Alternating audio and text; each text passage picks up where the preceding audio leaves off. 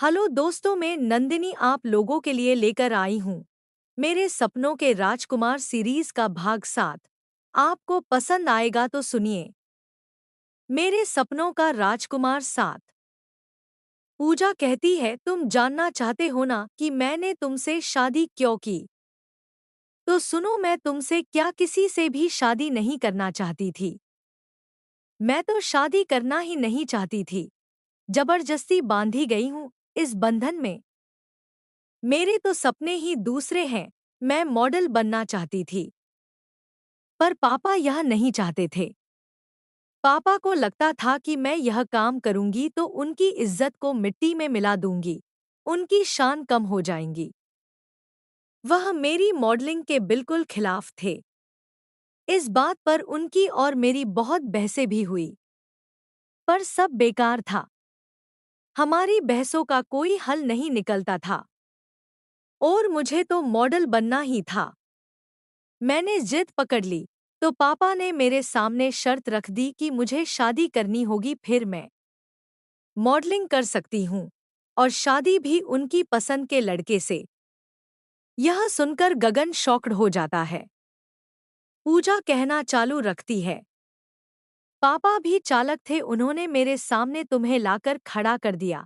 वे जानते थे तुम जैसे मोटे लड़के से मैं शादी करने से रही, और अगर मैंने तुम्हें देखते ही शादी के लिए ना कह दिया तो मुझे मॉडलिंग को भी ना कहना पड़ेगा। और जब मैंने तुम्हें ऑफिस में देखा तो मेरी हंसी ही निकल गई और मैं पापा से बोल उठी, यह लड़का देखा है आपने मेरे लिए, मैं इससे शादी नहीं कर सकती। पापा ने कहा, ठीक है कोई बात नहीं, अब तुम मेरी बात मानकर बिजनेस ज्वाइन कर लो। पूजा कहती है, मैं समझ गई कि यह सब पापा की चाल है और उन्होंने मेरे लिए तुम्हारे जैसा लड़का पसंद किया है ताकि मैं मना कर दूं और वे मुझे ऑफिस ज्वाइन करवा सके। तो फिर मैंने पापा को कह दिया कि मैं तुमसे शादी करने के लिए तैयार हूँ। पापा भी थोड़े शॉक्ड तो हुए, पर कर क्या सकते थे, यह ऑफर तो उन्हीं का था।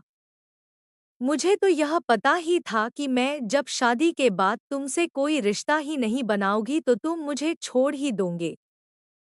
फिर मैं अपनी जिंदगी अपनी मर्जी से जी सकूंगी। गगन उसकी बात उत्तेजित होकर सुन रहा था। उसे गुस्सा तो इतना आ रहा था कि अभी उसका मुंह तोड़ दे। फिर वह थोड़ा धीरज से काम लेता है और कहता है, और इन सबके बीच मेरा क्या? मेरे बारे में सोचा कि नहीं कुछ? पूजा लापरवाही से कहती है, तुम्हारा क्या? मैं छोड़कर चली जाऊंगी तब तुम दूसरी शादी कर लेना। गगन कहता है, तुम जो कह रही हो उस बात का मतलब भी समझती हो? यह क्या कह रही हो? किसी से जुड़ना फिर उसे छोड़ देना खेल है क्या? तुम बाप बेटी ने तो मेरा मजाक बना के रख दिया। पूजा कहती है, छोड़ ही तो रही हूं ना मैं तुम्हें। आजकल तो कितने कितने रिश्ते टूटते रहते हैं, फिर मैं तुमसे कोई रिश्ता भी तो नहीं बना रही हूं। मैं तुम्हें कोई ब्लेम नहीं करूंगी, जब छोड़ कर जाऊंगी तब।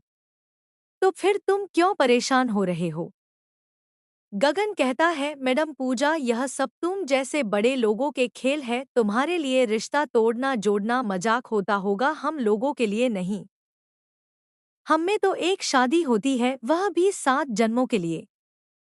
पूजा हिराकत से कहती है, वही तुम लोगों की मिडिल क्लास मेंटेलिटी इन सब बातों को नहीं मानती। 2-4 दिन में मैं तुम्हें छोड़कर चली जाऊंगी, सब सही हो जाएगा, तुम पहले जैसे ही हो जाओगे, बस इतना याद रखो। पूजा गगन जोर से चिल्लाता है और गाड़ी में जाकर बैठ जाता है। पूजा भी पीछे पीछे चली जाती है। गगन पर तो जैसे पहाड़ टूट पड़ा, वह कुछ सोचने की स्थिति में नहीं था। वह इन बड़े लोगों की चाल में फंस चुका था। उसने रास्ते भर पूजा से कोई बात नहीं करी, यार पूजा को तो उस बात से कोई मतलब ही नहीं था।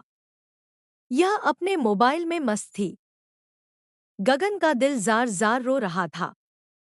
उसे अपने परिवार पर भी बहुत दया आ रही थी। मेरा परिवार कितना मासूम और भोला है, और हम ऐसे लोगों के हाथों में फंस गए। घर आए तो मम्मी रास्ता ही देख रही थी। पूजा उन लोगों को घर से मिले गिफ्ट दिखाने लगी और मम्मी और मिनी खुश होकर देख रही थी। माँ तो पूजा की बलिया लेते तक नहीं रही थी और पूजा वह तो जैसे सब भूल चुकी थी, उसके माथे पर एक शिकन तक नहीं थी। यह देखकर गगन को और तकलीफ हो रही थी। उसे लग रहा था किस तरह मेरी फैमिली को ठगा जा रहा है, उनके इमोशन का फायदा उठाया जा रहा है। वह अपने कमरे में चला जाता है। कुछ सोचकर वह अपना लैपटॉप निकालकर नई जॉब सर्च करने लग जाता है। क्रमशः अब गगन क्या करेगा जानने के लिए सुनिए अगला भाग।